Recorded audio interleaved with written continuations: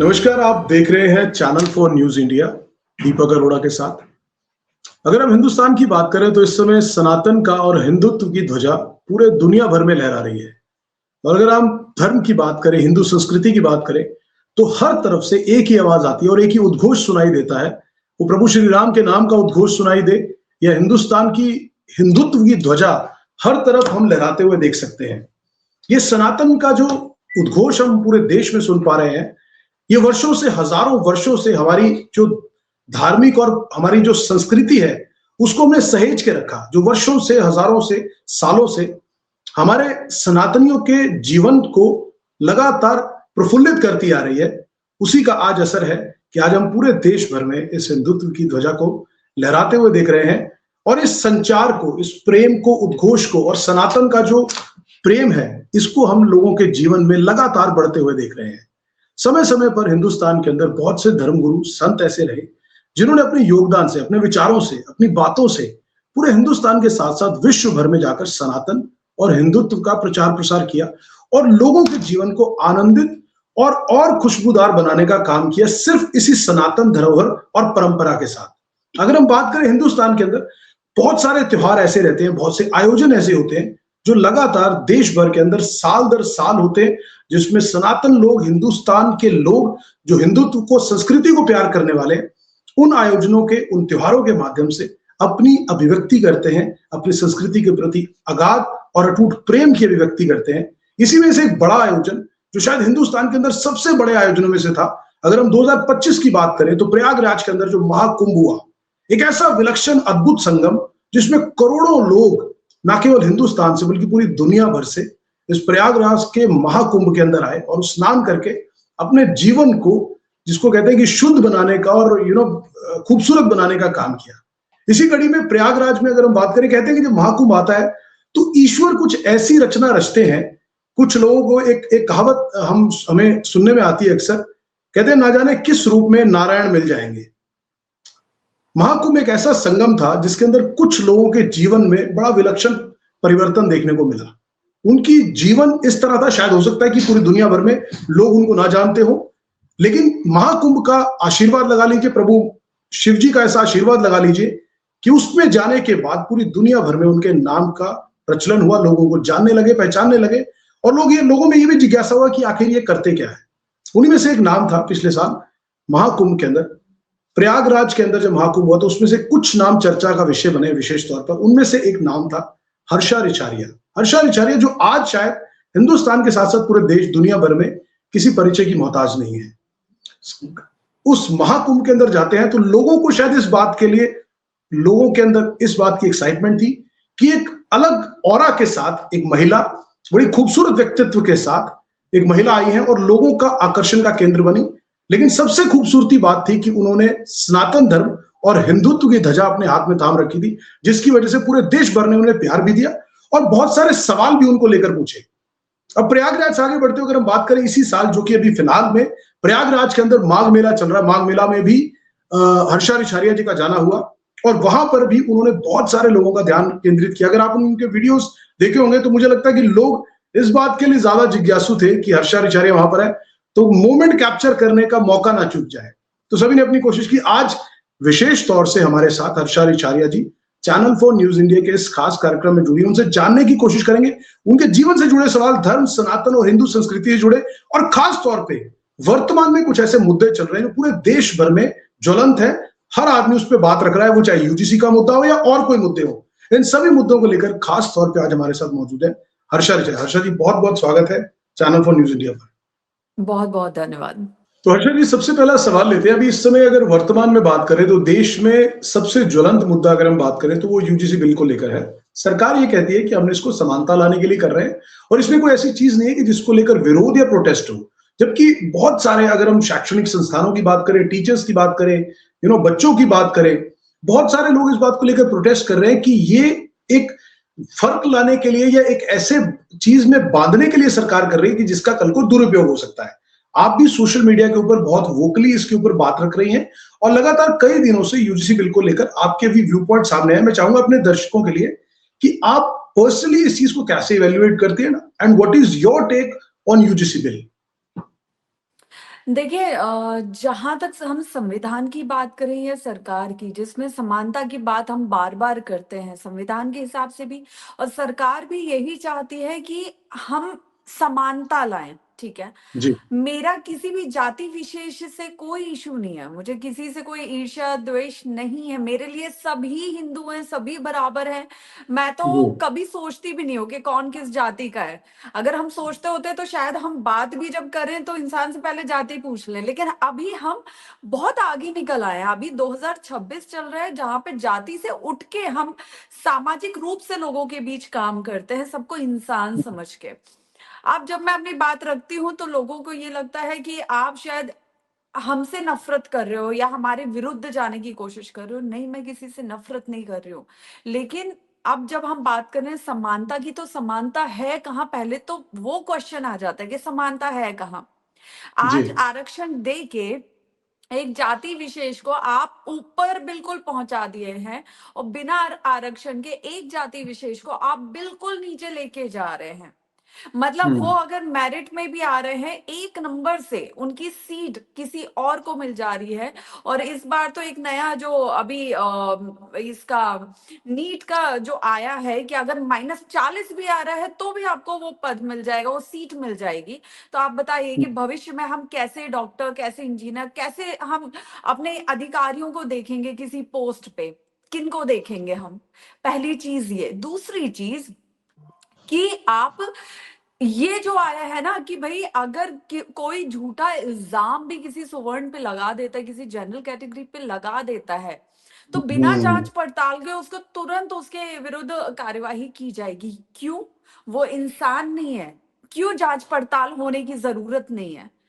हो सकता है हुँ, झूठे केस में अच्छा झूठा केस भी अगर साबित हो जाएगा तो झूठा केस करने वाले के खिलाफ कोई कार्यवाही नहीं है। क्यों नहीं है? मतलब क्या इतना आसान हो गया कल को किसी भी राह चलते, किसी भी बात विवाद में, कोई छोटे हँसी मज़ाक पे भी, कोई किसी से ईर्ष्या द्वेष में भी बच्चे हैं, बचपने में कुछ भी सोचते हैं। आज ज़रा-ज़रा हुँ, सी बात पे बच्चे कितने बड़े-बड़े कदम उठा लेते हैं।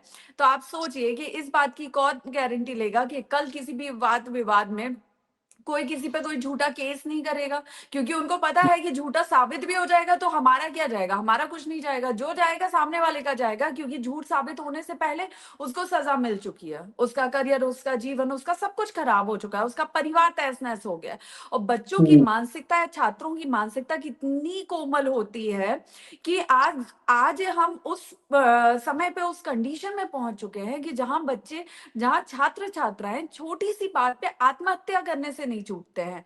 तो सोचिए कि हुँ। भविष्य में सुवर्ण जाति में या जनरल कैटेगरी में क्या हम बच्चों को उकसा रहे हैं, मानसिक रूप से उन्हें प्रताड़ित कर रहे हैं कि वो फांसी के फंदे पे झूल जाएँ?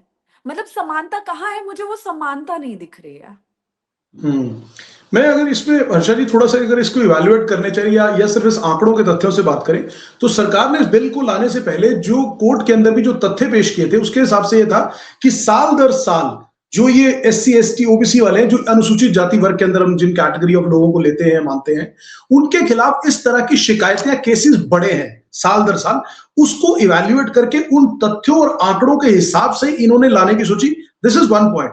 जो दूसरी बात आपने कही वो बड़ी महत्वपूर्ण है क्योंकि आपने कहा थी कि अगर कल को मान लीजिए कोई झूठा इल्जाम लगा देता तो उस पर बिना सुनवाई के हो जाएगा। लेकिन इस बिल के अंदर इन्होंने एक बात और रखी है कि 6 महीने के बाद जो एक कमेटी बनाई जाएगी वो कमेटी उन सारी शिकायतों की जांच करेगी और फिर उसके बाद यूजीसी को उसकी एक रिपोर्ट सबमिट करेगी। तो मुझे लगता है कि वहां पर अगर इस फैक्टर की अगर हम बात करें तो ये डिपेंड बहुत कुछ उस कमेटी पे भी करेगा कि वो जो शिकायतें आई हैं, किसी पर इल्जाम लगे हैं, उसको कितनी न्यूट्रली और कितनी निष्पक्षता से जांच करती है। बिल्कुल, आपने सही बात बोली है। देखिए, हमारा भी यही कहना है हम आपको जो उनको आरक्षण देना है, जो कुछ करना है, वो सरकार की मर्ज़ी है। कभी भी मुझे लगता है कि सुवर्ण जाति वालों ने कभी भी कोई इस पे ऑब्जेक्शन नहीं उठाया, कभी भी नहीं उठाया। लेकिन जी, हम बस ये चाहते हैं कि जब भी पहले भी आगे भी जब भी कोई मामला ऐसा आता है, कोई व्यक्ति विशेष ये बोलता है कि भाई इन्होंने मुझे ऐसा कुछ बोला या ऐसा कुछ किया, तो आप सजा तय करने से पहले, उसे हिरासत में लेने से पहले आप पूरी उसकी निष्पक्ष जांच करवाइए, और जो झूठा केस कर रहे हैं ना उन पे भी आपको सजा तय करनी होगी, ताकि झूठा केस करने वाले भी डरेंगे, नहीं हमें ऐसा कुछ नहीं करना है। क्योंकि जब तक आप किसी व्यक्ति को खुला छोड़ देंगे कि तुम्हें जो करना है करो, जिसको फंसाना है फंसाओ, तो वो तो आजाद हो गया ना। फिर तो आप बच्चों की मानसिकता गलत बना रहे हैं। आज हम्म। अभी तक जो जाति पे बातें नहीं होती थी, अभी तक हिंदू एकता पे बात हो रही थी, अब देखिए पिछले कुछ दिनों में लोग जातियों में बट गए हैं, लोग जातियों की बात कर रहे हैं। और देख के थोड़ी हैरानी भी होती है हर्षा जी की, देखिए जब 1947 में देश हिंदुस्तान आजाद हुआ तो उस समय की सिचुएशन सर्कमस्टांसेस अलग थे, जब भीमराव अम्बेडकर जी ने और उनकी पूरी कमेटी ने जब कानून बनाया तो उस चीज में, इस चीज के लिए कानून या जो ये जो बिल जो एक्ट्स लाए गए थे कि किसी भी तरह के जो दूसरी जो अनुसूचित जाति के लोग हैं उनके साथ भेदभाव ना हो, उनके साथ किसी तरह का माइनॉरिटी बिहेवियर ना हो, गलत व्यवहार ना हो, दुर्व्यवहार ना हो। लेकिन समय के हिसाब से चीजें बदली है, सोसाइटी लिबरल हुई है, सोसाइटी में उदारवादिता बढ़ी है। आज जो आपने बात की, मैं उस पॉइंट को बिल्कुल वैलिड मानता हूं कि आज हम जातियों की तरफ कभी देख के बात ही नहीं करते। मुझे लगता है कि आज जिस तरह से 2026 में, इट्स बीन 76 ईयर्स, 77 साल हो गए हमें आजादी मिले हुए, चीजों के अंदर बदलाव हुआ है, टेक्नोलॉजी में हुआ है, लोगों की विचारधारा और मानसिकता में बदलाव हुआ है। तो आज तो वो समय है ही नहीं कि जातियों की बात की जाए। आज तो बात करनी चाहिए नौकरी की, रोजगार की, स्वास्थ्य की, और बात करनी है तो समानता की बात करनी चाहिए। तो देख के थोड़ा सा कुछ हद तक ये हास्यास्पद भी लगता है कि इसकी जरूरत क्यों पड़ी। देखिए, आपने एक बहुत अच्छी बात बोली है। यही बात आज सुबह मैंने भी अपने सोशल मीडिया पे पोस्ट किया है कि आपको अगर आरक्षण देना ही है ना, आप आर्थिक स्थिति के हिसाब से आरक्षण दीजिए। और आर्थिक रूप से कमजोर व्यक्ति हर जाति में आपको मिलेगा। बहुत से ऐसे लोग हैं, बहुत से ऐसे परिवार हैं जो आज हायर एजुकेशन अपने बच्चों को नहीं करवा पा रहे हैं। उन्हें या तो लोन लेना पड़ रहा है, या उनको लोन भी नहीं मिल रहा है, तो उनको जैसा है अपने बच्चों को वैसे में काम चलाना पड़ रहा है। तो वहां पे उस आरक्षण की बहुत ज्यादा जरूरत है। जब आप वो करेंगे ना, तब आप ये कह सकते हैं कि हाँ, हमने समानता दी है बच्चों में। अभी समानता हो ही नहीं पा रही है। अभी जो आरक्षण लेके बड़े बड़े पदों पे है, वो भी आरक्षण से ही अपने बच्चों को और ऊपर उठाते जा रहे हैं। और जो दूसरी जाति है, जिनके पास आरक्षण नहीं है, जो आर्थिक रूप से भी कमजोर है, वो अपने बच्चों को पढ़ा भी नहीं पा रहे हैं ढंग से। तो अब समानता है कहाँ? और जैसा कि आपने बोला कि आजादी के समय के आज 77 साल हो गए हमें। उस समय आप सोचिए, जिस वक्त संविधान बना था, उस वक्त की अगर हम बात करें, माननीय अंबेडकर जी जो थे, उनकी उच्च शिक्षा के लिए जो आर्थिक रूप से सहयोग किया गया ताकि वो हायर एजुकेशन प्राप्त कर पाए, उस वक्त जिन्होंने उन्हें आर्थिक रूप से सहयोग किया वो एक क्षत्रिय थे, एक महाराजा थे। दूसरी तरफ उनकी जो दूसरी धर्म पत्नी थी, वो एक ब्राह्मण परिवार से थी, डॉक्टर सविता अम्बेडकर। एक ब्राह्मण परिवार ने अपनी बेटी उनको दी थी। तो आप बताइए, क्या समानता नहीं थी? अगर समानता नहीं होती तो ना तो ब्राह्मण उनको उनके कुल में अपनी बेटी ब्याहते, और ना ही एक क्षत्रिय उनको आर्थिक रूप से उच्च शिक्षा के लिए सहयोग करते। तो समानता कहीं ना कहीं तो थी, लेकिन उन्होंने कुछ हिस्सा देखते हुए वो संविधान लिखा। और आज भी उस संविधान को हम फॉलो कर रहे हैं, जिसपे कोई बात नहीं करता कि चलो ठीक है ठीक है। लेकिन इसका मतलब ये थोड़ी ना कि आप इतनी ज्यादा असमानता ला दें समानता की बात करते हुए। हम्म। मुझे लगता है अर्षद जी, अगर इसमें जो आपने बात की है, जो इस पे बहुत ज्यादा बात उठ रही है इस समय और बहुत ज्यादा प्रोटेस्ट देखने को मिल रहे हैं, अगर सरकार, मुझे लगता है इसमें थोड़ी अमेंडमेंट्स भी कर ले। जैसे कि हमने बात की कि दो आपने बड़े वैलिड पॉइंट बोले कि जो कमेटी बना रही है, मान लीजिए किसी के ऊपर आरोप लगता है, तो आरोप की जांच करने के बाद अगर ये पाया जाता है कि पहला तो उसके ऊपर सीधे कार्रवाई ना हो, दूसरा अगर उसके ऊपर ये आरोप पाया जाता है कि वो आरोप निराधार थे, आरोप लगाने वाले ने गलत आरोप लगाए, तो उन पर भी कार्रवाई होनी चाहिए।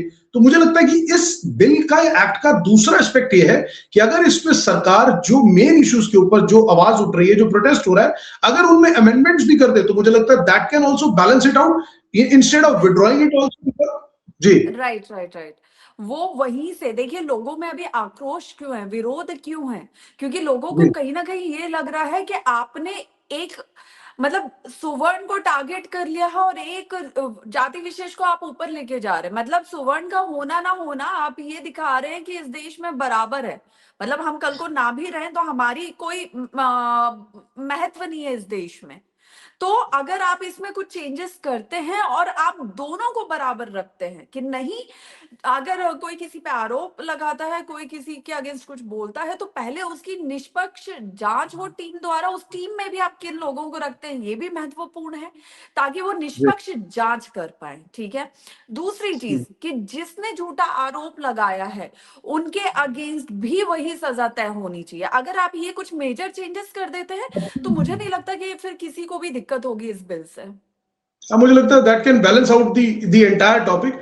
और मैं बल्कि इसमें एक बात और हर्षा जी ऐड करना चाहूंगा। I also personally belong to general category, और ये मैं सिर्फ आपसे बात करते हुए संदर्भ को कोट करो। वैसे मैंने आज तक ना तो कभी किसी कैटेगरी ऑफ पीपल और कैटेगरी ऑफ रिलीजन की बात की है, because I believe in humanity. मुझे लगता है इंसानियत, मानवता और हिंदू धर्म, हम हिंदुस्तानी हैं तो मुझे लगता है उससे बड़ी कोई बात और धर्म जाति नहीं होनी चाहिए। बिल्कुल। लेकिन मैं इसलिए बता रहा हूं कि जब हम भी बड़े हो रहे थे, when I was going through college education and all those days, तो हम भी देखते थे कि जब कोई नौकरियां निकलती थी, आज भी देखते हैं, तो अगर 100 नौकरियां निकलती है तो जनरल कैटेगरी शायद 8 या 10 या 12 होती है, बाकी सारी दूसरी कैटेगरी होती है। बट हमने कभी सवाल नहीं उठाया इस बात को ले कि जो एक कानून के तहत प्रावधान किया गया, हम उसका सम्मान करते हैं और हमेशा करते रहेंगे उसी के तहत, क्योंकि वो पूरा सोच विचार करके समाज के अंदर उन सारी एंगल्स को इवेल्युएट करके वो बनाया गया है। और आज तक मुझे नहीं लगता कि कभी इस पर कभी प्रोटेस्ट या कभी कोई पूरे देश में ह्यू एंड क्राई कभी सुनी भी होगी किसी ने इस बारे में लेकर। बिल्कुल जी। वही चीज है। आप मैं सोचिए कि आज जब हम हिंदुत्व की बात करते हैं, आज हम जब सनातन होने की बात करते हैं, तब हम बड़े गर्व से कहते हैं कि हाँ, हमारे पूर्वजों ने धर्म परिवर्तन नहीं किया। हमारे पूर्वज जो रहे वो मुगलों के आगे, अंग्रेजों के आगे झुके नहीं है। तब आज हम स्वाभिमान के साथ हिंदू हैं। ठीक है। आज जब हम ये बात बोलते हैं, आज जब पीढ़ी आगे बढ़ेगी, चाहे मेरी शादी हो, मेरे बच्चे हो, आपके बच्चे हो, किसी के भी, तब जब उनके साथ ये भेदभाव बहुत ज्यादा बढ़ जाएगा और उन्हें कोई झूठे केस में फंसाएगा ना, तब हमारे बच्चे हमसे ये सवाल करेंगे कि जब हमारे लिए ये सजाएं तय की जा रही थी, जब हमारे लिए ये एक्ट पास किया जा रहा था, जब हमारे लिए ये बिल पास किया जा रहा था, तब आपने आवाज क्यों नहीं उठाई? आप तो उठा सकते थे ना, आप हमारा भविष्य तय कर सकते थे, लेकिन आप घर में चुपचाप बैठे रहे। तब हम क्या नजरें मिलाएंगे उनसे? आपकी बात तब ठीक है हर्षा जी। जब मुझे उनके लगता है साथ कि पढ़ाई शिक्षा में भेदभाव होगा, हर जगह उन्हें ये मार्किंग का, परसेंटेज का, हर चीज का उनको भरपाई करनी पड़ेगी, क्योंकि वो जनरल कैटेगरी में पैदा हुए हैं। तब हम कुछ जवाब नहीं दे पाएंगे उनको। जी, हर्षा जी, अगर अभी इस समय पूरे देश में बात करें तो हर जगह पर अलग अलग तरीके से, इवन बड़ी पार्टीज के नेता, इवन बीजेपी के कई नेता भी हैं, इसके बारे में उनका एक विरोधाभास है, डिफरेंस ऑफ ओपिनियन है इस बिल को लेकर, और उन्होंने अपनी बात भी रखी है इसको लेकर। चाहे हम और बड़ी पार्टी, दूसरी पार्टी के नेताओं की बात करें, हर आदमी अपने तरीके से इसका प्रोटेस्ट कर रहा है या अपनी आपत्ति दर्ज कर रहा है। हर्षा जी ने भी सोशल मीडिया के माध्यम से दो तरीके से इस पर अपना विरोध भी जताया, आपत्ति भी, और एक इसमें कहें तो हम जिसको कहते हैं सांकेतिक तौर पे आपने एक विरोध जताया कि हिंदू धर्म में या सनातन धर्म में कहते हैं कि तिलक की बहुत महत्ता है, तिलक का बहुत बड़ा महत्व है। तो आपने एक सांकेतिक तौर पे अब ये भी कहा कि मैं तब तक तिलक नहीं लगाऊंगी जब तक इस बिल को, एक्ट को वापस नहीं लिया था। तो ये सांकेतिक तौर पर जो आपने इसका विरोध किया, इसके बारे में भाव आपने इसको इससे कैसे कोरिलेट किया कि मैं मतलब तिलक ना लगाते हुए इसका सांकेतिक तौर पे मैं इसका विरोध करती हूँ? देखिए, मुझे लगता है आज तक जैसे मैं बोल रही हूँ, मैंने कभी ये बात कभी नहीं बोली है, और मेरे लिए वो बात इतनी मायने भी नहीं रखती कि मैं किसी को चिल्ला के बताऊं कि मैं जनरल कैटेगरी से हूँ या मैं ब्राह्मण हूँ। मुझे जरूरत नहीं है उसकी। मैं हिंदू हूँ, मेरे लिए ये पहचान काफी है। लेकिन एक ब्राह्मण के लिए, एक सनातनी के लिए उसका तिलक बहुत मायने रखता है। और मैं बहुत गर्व के साथ हर रोज सुबह नहा के जो तिलक लगाती हूँ ना, वो मुझे एक नई पॉजिटिव ऊर्जा प्रदान करता है, दिन भर हर परिस्थिति में पॉजिटिव रहने के लिए, ईश्वर को खुद से जोड़ने के लिए। लेकिन जब ये सारी चीजें हुई, ये सारी चीजें बराबर मैं मीडिया के माध्यम से, सोशल मीडिया के माध्यम से इसको देख रही थी कि क्या कुछ हो रहा है, तब एकदम से बैठे बैठे मेरे अंदर से ये सवाल आया, जैसे कि मैंने आपसे अभी बोला, कि हम आज आवाज नहीं उठाएंगे, हम आज गलत को गलत नहीं बोलेंगे, तो हम आने वाली पीढ़ी को क्या जवाब देंगे? और अगर हम आवाज नहीं उठा सकते तो हम खुद को, मतलब मैं खुद को ब्राह्मण कैसे कह सकती हूँ? क्या क्या हक है मेरा? फिर तो मुझे घर में चुपचाप बैठ जाना चाहिए। अगर मैं अधर्म को, गलत को देखते हुए भी मौन रहती हूँ, शांत रहती हूँ, कुछ नहीं करती हूँ, तो मुझे लगता है कि मैं कुछ करने लायक ही नहीं हूँ।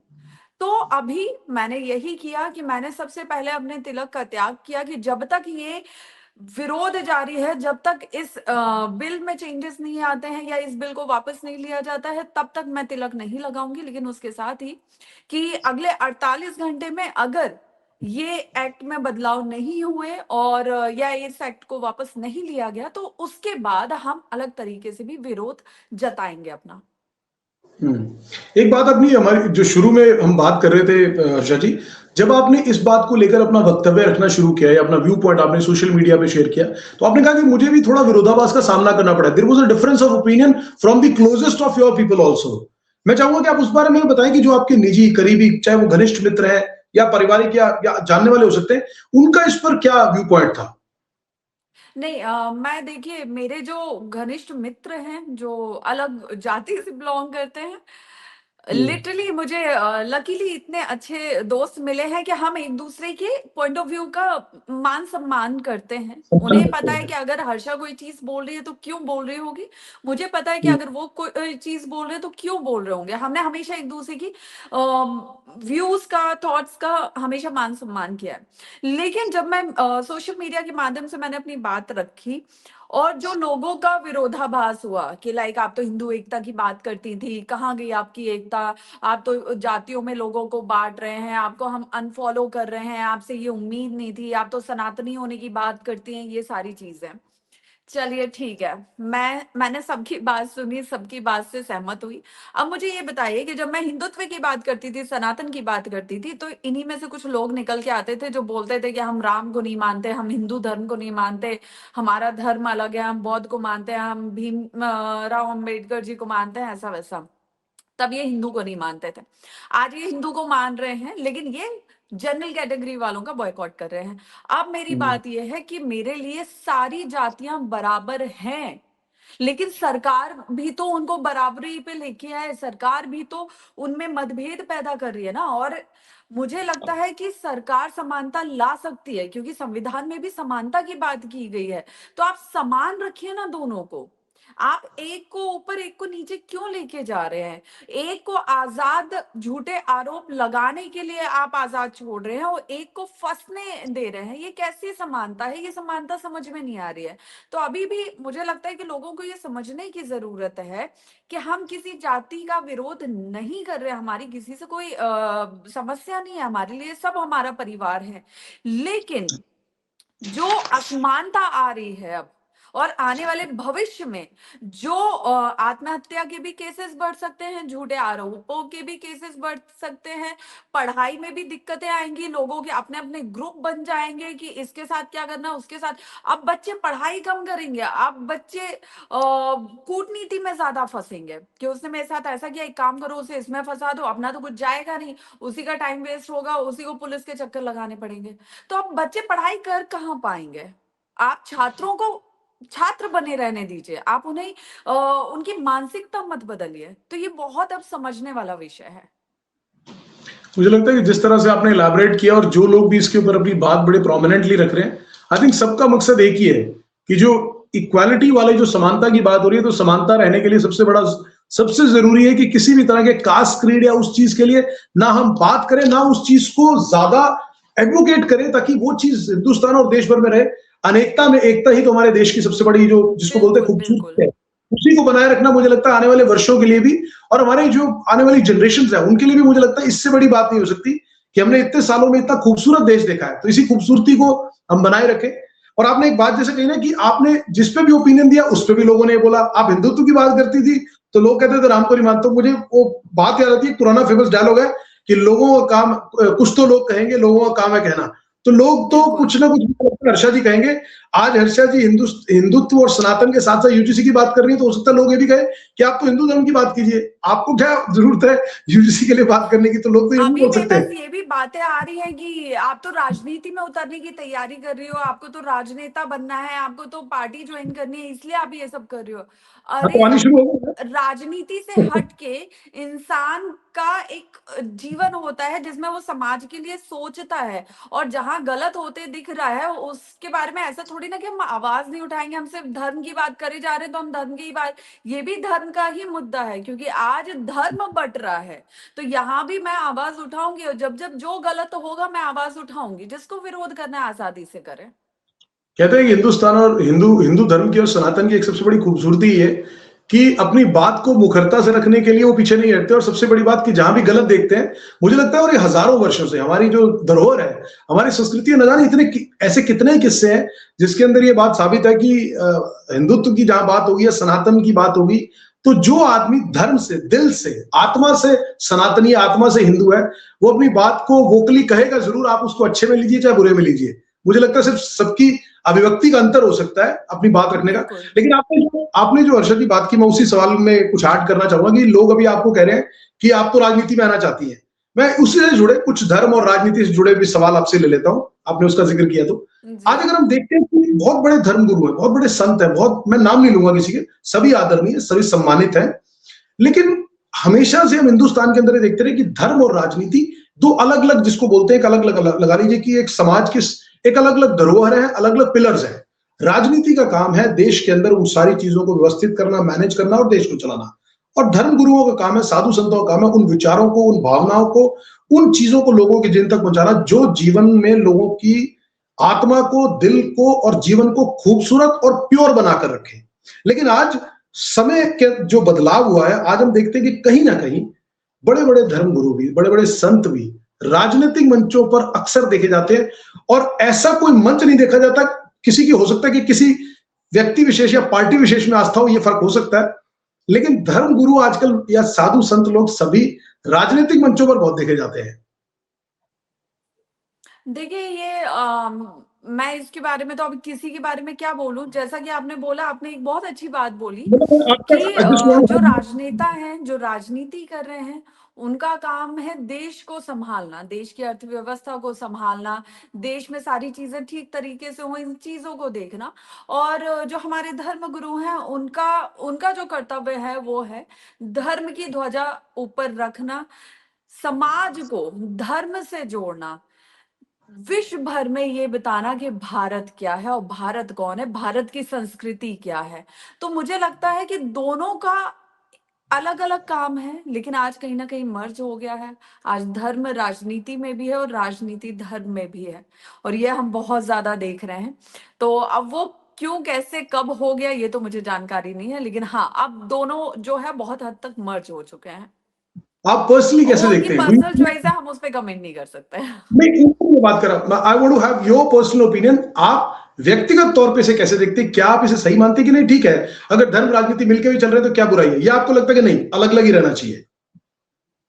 देखिए अब जैसे जैसे समय बदल रहा है, अगर मैं बदलते हुए समय की बात करूं, ये बदलाव किसकी वजह से आया हमको नहीं पता, लेकिन ये जो बदलाव आया है समाज में, ये जो बदलाव आया है देश में, अब मुझे ऐसा लगता है कि जो हमारे धर्म गुरु हैं और जो हमारे बड़े बड़े राजनेता हैं, उनको मिलके अब देश की कमान संभालनी चाहिए। क्योंकि आज देखिए, आज सिर्फ राजनीति या सिर्फ धर्म की बात नहीं, आज जो हमारा युवा है बहुत हद तक धर्म से जुड़े हैं, धर्म को समझ रहे हैं। आज आप देखेंगे नए साल पे, न्यू ईयर पे कितने युवा हैं जो क्लब पार्टीज को छोड़ के, नशे को छोड़ के, वो गुरुद्वारों में, मंदिरों में, मस्जिदों में जाना प्रेफर कर रहे हैं कि हमें अपने धर्म से जुड़ना है।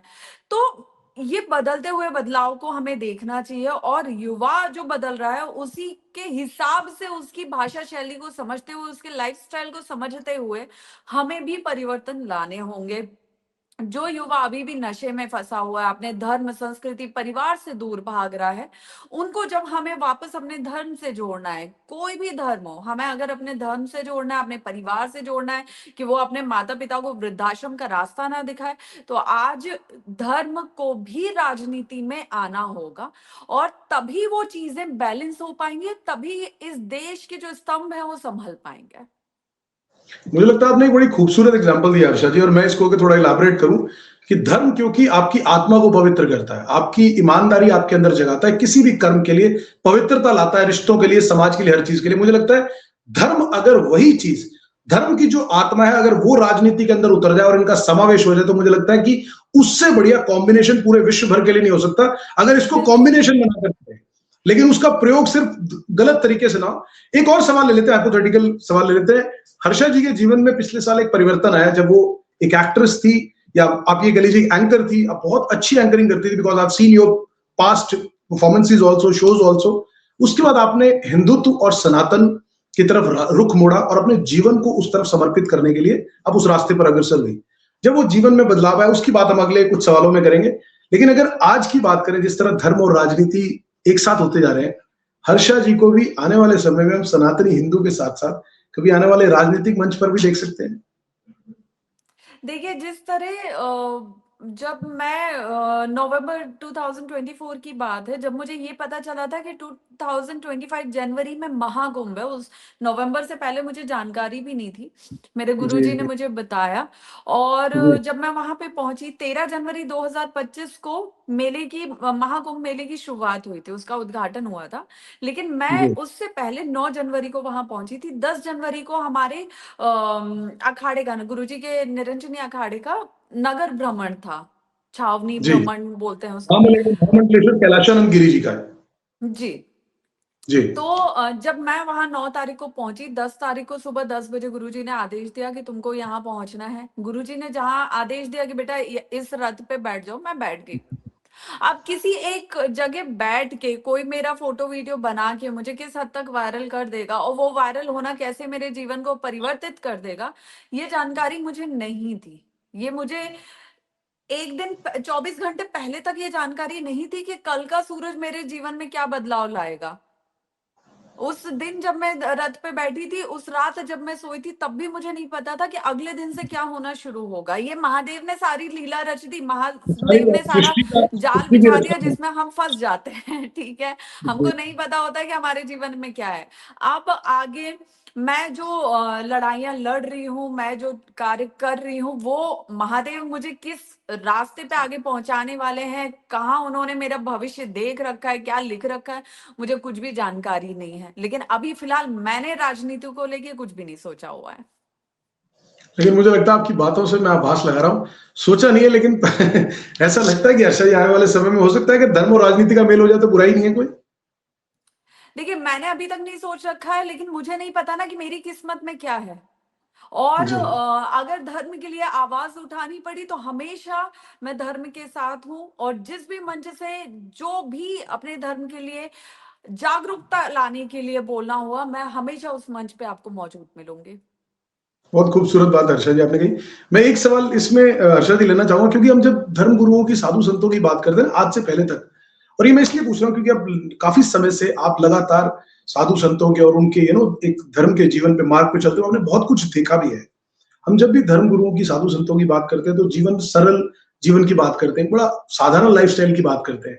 आज के बहुत सारे धर्म गुरुओं का बड़ा लैविश लाइफस्टाइल है, बड़े लाभ लश्कर के साथ चलते हैं, बहुत सारे सिक्योरिटीज होती हैं, बड़ी बड़ी गाड़ियां एंड ऑल दैट।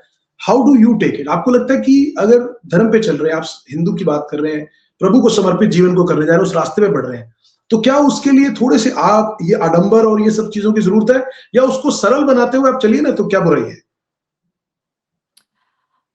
देखिए, अब मैं किसी की लाइफ़स्टाइल पे तो मुझे लगता है नहीं, मुझे मैंने नहीं पूरा कमेंट सिलेक्ट नहीं करना किया। चाहिए। बहुत लेकिन बहुत दूसरी चीज़, जब हम धर्म की बात कर रहे हैं, हमारे धर्म में कितने लोग हैं, मतलब कितनी जनसंख्या है, पॉपुलेशन है, जो अपने कष्टों को दूर करने के लिए किसी धर्मगुरु के पास जाते हैं, उनको अपनी श्रद्धा से कुछ वो दान दक्षिणा देते हैं, और वो इस उम्मीद से वापस आते हैं कि इन्होंने अगर मेरे सर पे हाथ रख दिया तो शायद मेरा कल्याण हो जाएगा और मेरे कष्ट दूर हो जाएंगे।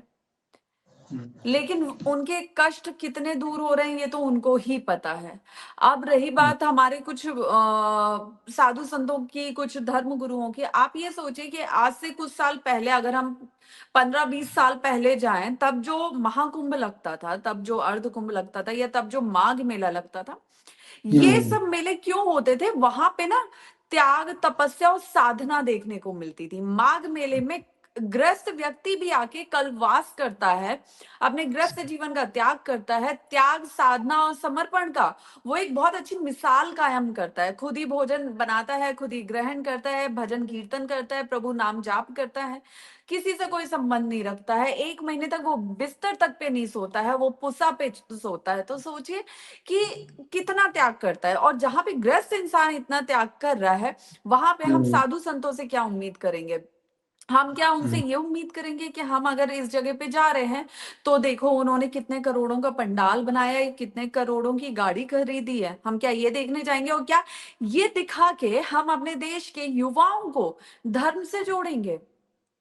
और उसके हम्म। बाद अगर हम ही उनको ये सब दिखा के धर्म से जोड़ने की बात कर रहे हैं, हिंदू एकता की बात कर रहे हैं, हिंदू राष्ट्र की बात कर रहे हैं, तो हम हैं वो बीज जिसने युवाओं के मन में ये पौधा बोया है कि धर्म के रास्ते पे चलने पे देखो कितना कितना वाहवाही होती है, कितने आलीशान तरीके से आप रहते हैं। हमने उनको वो सपना दिखाया ना, हमने उनके मन में वो बीज बोया है। तो मुझे लगता है कि ये बहुत कहीं ना कहीं कुछ जो धर्म गुरु हैं वो बहुत सही तरीके से ना दिखाते हुए धर्म के रास्ते को, तरीके से धर्म के रास्ते को दिखा रहे हैं, जिसमें बदलाव की बहुत ज्यादा जरूरत है। हमारा धर्म बहुत ज्यादा खूबसूरत है, बहुत प्राचीन है, बहुत पौराणिक है, इसमें बहुत त्याग है, बहुत साधना है। जो हम पहले ऋषि मुनियों की बात करते थे, जहां पे बात करते थे कि अरे देखिए वो ऋषि जो थे वो आंख बंद करके कहीं भी पहुंच जाते थे, उनका शरीर भले ही यहाँ मौजूद होता था लेकिन उनकी आत्मा विश्व के किसी भी कोने में पहुंच सकती है। ऐसे बड़े बड़े साधु महात्मा रहे हैं हमारे धर्म में, आज भी है, लेकिन हम उनको नहीं देखना चाहते। हम किसको देखना हम्म। चाहते हैं? जो पूरा अपना करोड़ों का साम्राज्य दिखा रहे हैं, करोड़ों का सिंहासन दिखा रहे हैं, करोड़ों की गाड़ियां दिखा रहे हैं। तो मुझे ये लगता आप है कि ये जो देखना युवा नहीं भटक देखना रहा नहीं है, इसमें चाहते। कहीं ना कहीं कुछ धर्म गुरुओं का भी रोल है। क्या हम देखना नहीं चाहते, या मुझे लगता है कि दिखाया ही उनको जाता है, जो लाभ लश्कर दिखाया और ही पूरे। नहीं जा रहा है ना, दिखाया ही नहीं जा रहा है। कहाँ दिखाया जा रहा है? आप अगर मुझे आज बताइए आज कहाँ अगर एक दिखाया कुटिया जा में रहा है? आज अगर एक कुटिया में साधारण संत बैठे होंगे तो शायद उन तक पहुंच नहीं पाएंगे, या उनको कोई जानना नहीं चाहेगा। देखिए कुटिया में भी जा रहे हैं। आज के हम्म। इन्फ्लुएंसर्स, ब्लॉगर्स को देखिए, आम लोगों को देखिए। मुझे नहीं पता अब तक कितने वीडियो, वैसे आप मीडिया में आप तक तो पूरे वीडियो पहुंच रहे होंगे। बच्चे कुटिया में भी जा रहे हैं, लेकिन दिक्कत ये है कि वो कुटिया में बैठे जो बाबा हैं वो गांजा फूक रहे हैं। तो आप बच्चे वहां से क्या सीख के निकलेंगे? आप मुझे ये बताइए। फिर वो एक क्या वीडियो पता मैंने भी है देखा था क्या? जिसमें किसी इन्फ्लुएंसर ने बाबा से पूछा था कि बाबा आप ये गांजा क्यों पी रहे हैं? कह लगे हाँ, क्योंकि बाबा बनने के बाद गांजा पिया जाता है। वो वीडियो देखा मैंने भी। वो वीडियो देखा और बहुत बहुत पॉपुलर हुआ था। मैं दो तीन सवाल हर्षदी आपसे व्यक्तिगत तौर पे लेना, क्योंकि इसलिए क्योंकि हमारे व्यूअर्स के लिए, वैसे तो सारे लोग जानते हैं आपके बारे में, बट ज्यादा बड़ा ना समय ना लेते हुए, जब आपकी लाइफ ने 2025 के इस महाकुंभ के बाद 360 डिग्री टर्न लिया, बहुत सारे परिवर्तन है लाइफ में। लोगों ने आपको पॉजिटिवली भी लिया और ट्रोल भी किया कि प्रीवियस आप जो काम कर रही थी। फिर मैंने अभी आपका एक रिसेंटली एक आपका मैंने एक वीडियो देखा था, इसमें कहा था कि लोग सोचते थे कि पता नहीं कितना पैसा कमा लिया, जबकि मैं तो कर्जे में चली गई हूँ। पहले मैं अच्छा अर्न कर रही थी, मैं एक ठीक ठाक पैसा कमा लेती थी अपने प्रोफेशन में। जब से मैं इस रास्ते पे चली हूँ, बल्कि मेरे डेट्स बढ़ते जा रहे हैं, मेरे खर्चे खर्चे बढ़ते जा रहे हैं। तो पर्सनली अगर आप बात करें, इस पूरे जो 1-1.5 साल का जो समय हुआ है महाकुंभ के बाद का, हर्षा रिछारिया जब पीछे पलट के देखती है और ये देखती है कि मैं पीछे एक ऐसे जीवन में थी, चाहे वो लाइमलाइट वाला था या जो भी था, और अच्छा अर्निंग भी कर रही थी, और आज मैं हिंदुत्व और सनातन की बात करते हुए इस धर्म को आगे बढ़ाने का प्रयास कर रही हूँ, तो ट्रोलिंग भी हो रही है। How do you personally see yourself? अपने आप को कैसे देखती है? देखिए सबसे पहली बात, जब हर्षा रथ पे बैठी थी जटाएं लगा के, तब भी लोगों ने, कुछ बाबाओं ने ट्रोल किया कि अरे ये तो दिखावा कर रही है, पाखंडी है, महाकुंभ खत्म होगा तो ये वापस अपनी दुनिया में चली जाएगी, ये तो धर्म को धंधा बनाने आई है। दुनिया भर की चीजें मैंने अपने चरित्र को लेके, अपने व्यवहार को लेके, अपने काम को लेके दुनिया भर की चीजें सुनी है। फिर एक मन में आश्वासन ये मैंने खुद को दिया कि चलो महाकुंभ का जब समापन हो जाएगा तो चीजें नॉर्मल हो जाएंगी, लोग अपने अपनी जिंदगी में व्यस्त हो जाएंगे। हम्म, लेकिन वो चीजें मेरे लिए नॉर्मल नहीं हुई। मैं लगातार उन चीजों का शिकार बनती आई हूँ, उन ट्रोलिंग का भी, उन कुछ बाबाओं का भी मैं शिकार बनती आई हूँ कि भाई ये तो पाखंडी है, ये ऐसा है, ये वैसा है। अब जब जटाओं से दिक्कत थी, फिर मैंने बीच में जटाएं निकलवा भी दी थी, अभी भी मैंने निकलवा दी हैं। जी फिर जी उस पे जी। भी मुद्दा बना। एक सोशल मीडिया चैनल ने तो, जब मेरा वो सलोन वाला वीडियो आया जिसमें मैंने जटाएं निकलवा दिया है, हेयर कट ले लिया है, तो उसने सीधा घोषित कर दिया कि इन्होंने रास्ता छोड़ दिया है धर्म का। जब तक तब मैंने कुछ बोला भी नहीं था, उन्होंने उस वीडियो के आधार पे ये घोषित कर दिया कि हर्षद रिछारिया ने धर्म का रास्ता छोड़ दिया। मुझे देश भर से बहुत से मैसेजेस आए, सब आए। फिर उसके बाद लोगों ने उस पे कमेंट किया कि अब इन्होंने हेयर कट करवा लिया है, लाइक जटाएं निकलवा दी हैं, अब ये क्लब में जाएंगी, पार्टी करेंगी, दारू पियेंगी, ये अपनी दुनिया में मस्त हो जाएंगी। ठीक है। फिर मैंने जटाएं निकलवाई, क्योंकि जटाएं मुझे इसलिए निकलवानी पड़ रही थी, उससे मुझे स्किन पे इंफेक्शन हो रहा है जिसका मुझे बार बार ट्रीटमेंट लेना पड़ रहा था, और मेरा हेयर बहुत ज्यादा उससे डैमेज हुआ है। मेरे पहले बहुत लंबे बाल थे, उसे लगवाने के बाद मेरे बाल भी आधे हो गए हैं। तो जब हम्म, मैंने वापस लगवाया उसको, वापस वही, ये पाखंडी है, ये पाखंडी है। एक तो ये पाखंडी शब्द से मैं त्रस्त हो गई हूँ, मुझे नहीं समझ में आया क्यों लोगों का वो व्यवहार ऐसा हो गया है कि ये पाखंडी है। वो पाखंडी शब्द क्यों उनको इतना अच्छा लगने लगा है, जबकि वो मेरे दिमाग पे, उस एक पर्टिकुलर शब्द ने मेरे दिमाग पे बहुत गहरा असर डाला है। पाखंडी शब्द से मुझे नफरत हो गई कि कोई किसी को कैसे बोल सकता है बिना जाने। मैं अगर किसी के लिए कुछ गलत बोलूंगी तो मैं पहले शो करूंगी खुद में कि मैं उस इंसान के बारे में कम से कम इतना तो जानती हूँ या जानूं कि मैं उसको गलत बोल सकूं। बिना जाने मैं किसी को गलत बोलने का अधिकार नहीं रखती हूँ, क्योंकि मैं उसका निजी जीवन नहीं जानती हूँ। फिर उसके बाद फिर वापस पाखंडी। फिर उसके बाद ये आया कि ये धर्म को धंधा। कौन सा धर्म का धंधा? मैं करोड़ों की गाड़ियों में बैठी हूँ, मैं करोड़ों के सिंहासन पे बैठी हूँ, मेरा करोड़ों का साम्राज्य है आश्रम में। कौन सा धर्म का धंधा? और मैंने किसकी जेब से पैसे निकाल लिए, किसकी पॉकेट मार ली, या कहाँ पे किससे पैसे मांग लिए जो ये बोल रहे हैं कि धर्म को धंधा बना लिया? जो लोग ऐसा कर रहे हैं आप उनसे बोलो ना, आप मुझसे क्यों बोल रहे हो? मैंने किससे पैसे मांगे? और जब इंसान गलत नहीं होता है ना, तब उसको ये गलत शब्द चुभते हैं, बहुत ज्यादा चुभते हैं। और जो इंसान ये उम्मीद नहीं रखता है धर्म के रास्ते पे, वो इन चीजों के लिए मानसिक तौर पे तैयार नहीं होता, वो नहीं सुन पाता, उसे बहुत ये शब्द चुभ जाते हैं।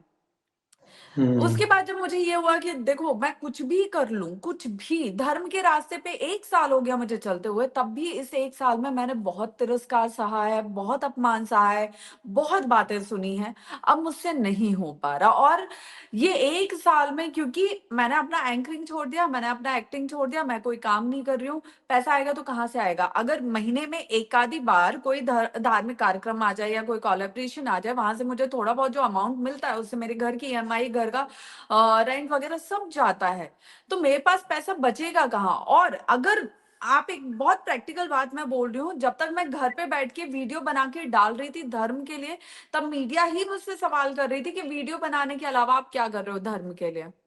पॉइंट। हम्म, जब अगर मैं घर से बाहर निकलूंगी धर्म के लिए, मैं कुछ भी करने जाऊंगी, मैं गाड़ी भी करके कहीं से जाऊंगी, तो सर हम्म, उसमें पैसा खर्च होता है।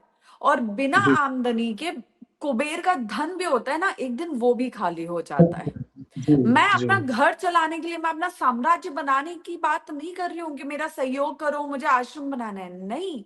लेकिन कम से कम आप उस कार्यक्रम में सहयोग कीजिए जो कार्यक्रम हम करना चाहते हैं, जिससे युवा उस कार्यक्रम से जुड़े, युवा धर्म से जुड़े, युवा धर्म को जाने। मैंने कब किससे पर्सनली पैसे मांगे? और तब उन आरोपों से तंग आके मैं बैकआउट हो रही थी कि नहीं, अब रहने दो, अब बहुत हो गया, इससे ज्यादा मैं नहीं सह स्टेटमेंट पाऊंगी। भी आई थी तो आपने कहा था कि शायद मैं ये रास्ता छोड़ूंगी, क्योंकि बहुत ज्यादा लोगों ने उसके बारे में मुझे एक डिप्रेसिव स्टेट में कर दिया, इतना तिरस्कार, इतना नेगेटिविटी बोल के। और मैं इसी में एक और ऐड करना चाहूंगा, फिर जब आप माघ मेला में गई, वहां पर आपने जब स्नान किया, तो उसके बाद फिर आपने पूरे पुरजोर तरीके से और पूरी भावुकता के साथ आपने कहा कि अब ये सनातन की हिंदुत्व की जो ध्वजा है और मजबूती के साथ लहराएगी, और नाम का, प्रभु श्री राम का और महादेव का नाम का प्रचार प्रसार और बढ़ेगा। तो मैं इस उस जो स्टेटमेंट और ये स्नान के समय की आपकी स्टेटमेंट, इसके बीच में जो आपने अपने मनोभाव या आपने आपको समझाया होगा या खुद अपने आप को किया होगा, मैं वो भाव भी जानना चाहूंगा।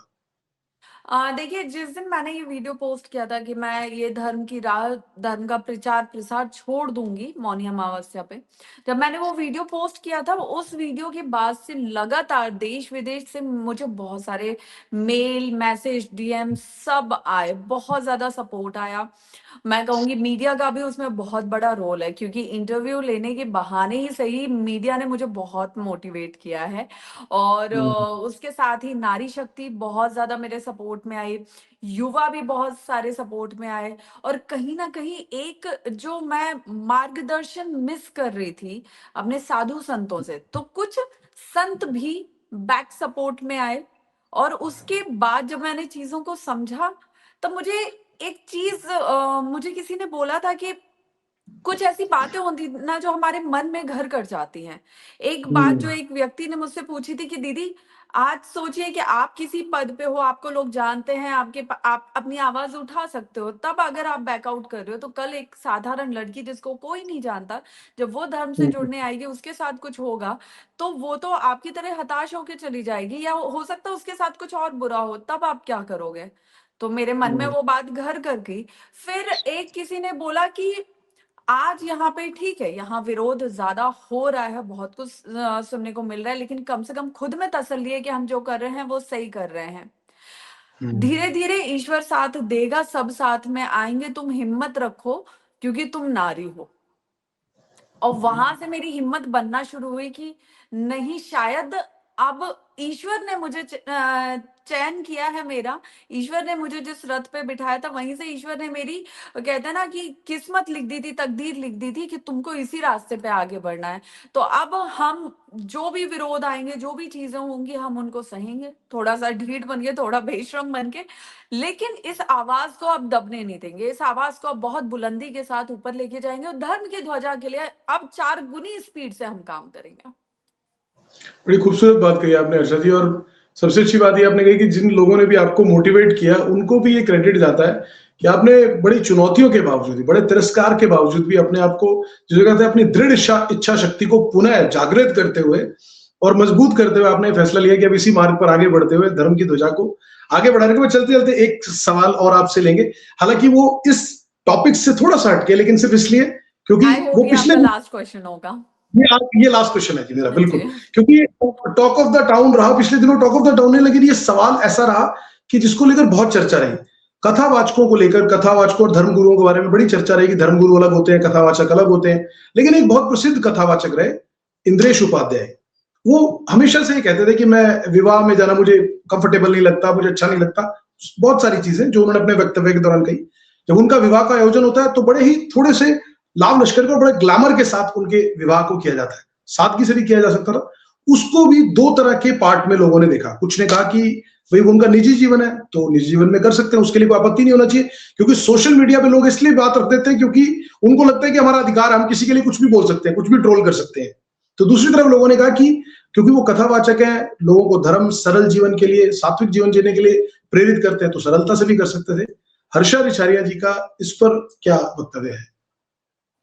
मुझे एक बात नहीं समझ में आती है कि हम किसी की निजी जिंदगी में, निजी जीवन में क्यों इतना घुसते हैं, हमको क्यों इतना शौक रहता है। मतलब ये जो कुछ लोग हैं जिनको हम ट्रोलर्स कहें या हेटर्स कहें, क्यों आपको किसी की लाइफ में इतना घुसना है? अपनी लाइफ का अपना अकाउंट प्राइवेट करके दूसरे के पब्लिक अकाउंट में आप बिल्कुल घुसे जाते हो, जो नहीं भी आपको जानना आप वहां भी जानना चाहते हो। ये बहुत अजीब बात है। आपको लगता है आपके घर की बीवी, बहू, बहन सब घूंघट में रहे, लेकिन सामने वाले का आपको सब पता हो, ये बहुत गलत बात है। तो मैं ये हक नहीं रखती हूँ, मैं किसी की भी निजी जीवन में मैं कभी बात नहीं करना चाहती हूँ, लेकिन मुझे इनके बारे में इसलिए बात करनी होगी क्योंकि हमको गलत के खिलाफ बोलना होगा। तो उन्होंने अपनी कथा से बोला कि मैं बहुत शाय और रिजर्व नेचर का हूँ, मैं कल को अपनी भी शादी में कैसे जाऊंगा मुझे नहीं पता। लेकिन उसका मतलब ये नहीं कि उन्होंने ये बोला था कि वो शादी नहीं करेंगे, पहली चीज। दूसरी चीज कि उनको कैसे शादी करना है ये हम साइड में करते हैं, लेकिन हमारे माता पिता की हमसे बहुत उम्मीदें होती हैं। उनको लगता है कि जब हमारा बेटा या बेटी की शादी होगी तो हम अपने ये सपने पूरे करेंगे। तो माता-पिता कई बार, और इंद्रेश जी की शादी में, उनकी शादी में उनके माता-पिता के ही आप सपनों को पूरा होते हुए देखे, क्योंकि ये सबसे ज़्यादा खुशी, सबसे ज़्यादा चमक जो रही है वो माता-पिता के चेहरे पे रही है। तो ये सब जो हुआ है वो उनके माता-पिता के सपने थे जिन्होंने उनको साकार किया है, और उनका पूरा हक है कि अपने बेटे की शादी में क्या करना है, क्या नहीं करना है, ये वो पूरी तरह आज़ाद हैं तय करने के लिए। तो हम कौन होते हैं उसके लिए ये बोलने वाले कि भाई वो ऐसे भी तो शादी कर सकते थे। भाई पैसा उनका, समय उनका, शादी उनकी। तो हम क्यों अपना वहां पे व्यू रख रहे हैं, क्यों उसमें जजमेंटल हो रहे हैं कि नहीं वो ऐसा भी तो कर सकते थे, उनकी जैसी मर्जी थी उनके परिवार की, वैसे उन्होंने शादी की। बहुत इजी सी चीज है ये। लोगों ने सिर्फ सवाल इसलिए पूछा क्योंकि वो कथा में, अपनी कथाओं में इस तरह की बात करते और जिस जीवन को जीना के लिए प्रेरित करते थे, सिर्फ इसलिए था। और मैं आपकी बात से सहमत हूँ कि देखिए, उनका और निजी दूसरी जीवन था, चीज, निजी विचार सॉरी मैं आपका एक क्वेश्चन भूल गई थी। जी, कथावाचक और संत जो होते हैं ना, ये धर्म दोनों अलग हैं। ठीक जी, है। आज जी, क्या होता है कि जब कोई, मैंने अभी पिछले कुछ समय में, मैं कहूंगी 6-8 महीने में, मैंने ये चीज बहुत नोटिस की है कि जब कोई डिबेट होती है तब इस चीज का क्लैरिफिकेशन दिया जाता है कि कथावाचक और संत अलग हैं। और जब कोई समारोह होता है, कोई समागम होता है, कोई धार्मिक कार्यक्रम होता है, तो ये होता है कि कथावाचक ही संत है। तो हम्म, मुझे लगता है कि उनको खुद में, कुछ कथावाचक ऐसे हैं जिनको खुद में ये क्लियर करने की जरूरत है कि आप कथावाचक हैं या संत हैं। क्योंकि अगर आप संत हैं, आप खुद को धर्म गुरु मान रहे हैं, संत मान रहे हैं, तो आपको पहले उस रास्ते पे चलना होगा। आप पूरा ऐश्वर्य, भोग विलासता में पड़े हुए, उस माया जाल में फंसे हुए, उसके बाद आप खुद को सन्यासी बोल रहे हैं, संत बोल रहे हैं। तो कथावाचक अलग होते हैं, संत अलग होते हैं। संत की एक दीक्षा शिक्षा होती है जिसको वो जीवन पर्यंत कर रहे होते हैं। और कथावाचक सिर्फ अपनी कथाओं के माध्यम से जितना लोगों को समझा सकते हैं कथा करके, वो उस पे ध्यान देते हैं। आपने बड़ा खूबसूरत व्याख्यान कर दिया। माफी के साथ बस एक अंतिम सवाल, आपने अपनी सोशल मीडिया प्रोफाइल में हिंदू सनातन शेरनी लिखा हुआ, तो मैं वो चाहूंगा उसके पीछे क्या आपका व्यू पॉइंट क्या है? इसके पीछे व्यू पॉइंट ये है, 2024 अगस्त में मेरा एक कार्यक्रम था पुणे के पास, अमरावती के पास, महाराष्ट्र में। जी, जी, जन्माष्टमी का कार्यक्रम। तो जब वहां पे मुझे बुलाया गया तो वहां पे माननीय जो हमारे टी राजा भैया हैं वो भी आए हुए थे, और वहां पे जो भाजपा से नवनीत राणा जी हैं वो भी आई जी, हुई थी। तो जी, जब मुझे उस कार्यक्रम में बुलाया गया तो जब मैं मंच पे पहुंच रही थी गाड़ी से, तो मेरे लिए वो नाम का उद्घोष वहां से शुरू हुआ था 2024 में कि चलिए, अब आपके सामने मंच पे आ रही है हिंदू शेरनी, सनातन शेरनी, जो सनातन धर्म के लिए हमेशा बुलंदी से अपनी आवाज उठाती हैं। तब वो चीज वहां से मुझे मिली थी, जो धीरे धीरे करके मैं जितने भी धार्मिक कार्यक्रमों में जाने लगी, तो मेरे लिए उसी चीज का उद्घोष, उसी तो चीज का चलिए, वो तो बड़ा- वो चीजें शुरू हो गई कि सनातन बेटी या सनातन शेरनी, वो चीजें मुझे लोगों द्वारा उनके प्यार से मिला है। बहुत बहुत शुभकामनाएं हर्षा जी। मैं चलते चलते आपके लिए बहुत शुभकामनाएं, आपके अच्छे जीवन के लिए, आपकी लाइफ के लिए, और सबसे बड़ी बात कि जो आप इस समय जो अपनी बात बड़ी मजबूती के साथ आप सोशल मीडिया प्लेटफॉर्म और हर जगह रख रही हैं यूजीसी को लेकर, हम उम्मीद करते हैं कि वो जल्द उसका समाधान हो। सरकार आपके साथ साथ बहुत सारे हजारों लाखों लोग जो इस बारे में बात कर रहे हैं, उसमें सरकार या अमेंडमेंट करे या उस बिल को जिस तरह से भी पॉसिबल हो वो करे। और सबसे बड़ी बात कि हम बहुत जल्द चाहेंगे कि हर्षा जी को दोबारा तिलक के साथ हम देखें, जो उनका सांकेतिक तौर पर ये जो है, हम तिलक के साथ उनको जरूर देखना चाहेंगे। और इसी प्रकार से हमारी बहुत शुभकामनाएं, आप सनातन धर्म और हिंदू धर्म की जो ध्वजा आपने उठाई है, हम चाहेंगे जीवन पर्यंत इसी बुलंदी के साथ और इसी उम्मीद के साथ कि आप पूरे देश के साथ साथ दुनिया भर में भी इस ध्वजा को लेके जाएं। हमारी बहुत शुभकामनाएं आपके जीवन के लिए, और अच्छे स्वास्थ्य की कामना करते हैं। और हर्षा रिशारिया जी हिंदुस्तान का झंडा लेकर पूरी दुनिया भर में मशहूर हो, पूरी दुनिया भर में जाए। हमारी बहुत बहुत शुभकामनाएं, और चैनल 4 न्यूज इंडिया के साथ जुड़ने के लिए बहुत धन्यवाद हर्षा। बहुत बहुत धन्यवाद। जय श्री राम। जय श्री राम।